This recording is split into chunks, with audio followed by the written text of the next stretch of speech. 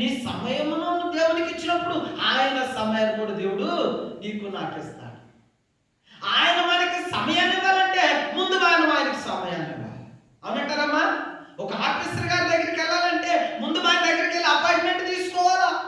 ఓ doctor గారి దగ్గరికి వెళ్ళాలి ముందు అపాయింట్మెంట్ తీసుకోవాలా? ఓ కలెక్టర్ గారి దగ్గరికి వెళ్ళాలంటే ముందు అపాయింట్మెంట్ తీసుకోవాలా? ఒక ఎమ్మెల్యే దగ్గరికి వెళ్ళాలంటే ముందు అపాయింట్మెంట్ తీసుకోవాలా? ఒక ఎమ్మెల్యేని ఒక ఎంపీని కలవాలంటే అపాయింట్మెంట్ తీసుకోవాలా?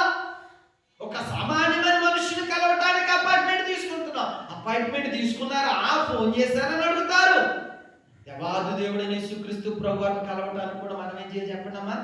సమయాన్ని ఇవ్వాలి దేవునికి. ఏమి ఇవ్వాలి తల్లులారా? సమయాన్ని ఇవ్వాలి. ఎప్పుడు సమయాన్ని ఇవ్వాలంటే దావీదు అంటాడు కదా 5వ కీర్తన 2-3 వచనంలో, యెహోవా ఉదయమున నా కంఠస్వరం నీకు ఎప్పుడు ఇచ్చాడంటే సమయాన్ని ఆయన వేకువనే ఇచ్చాడట.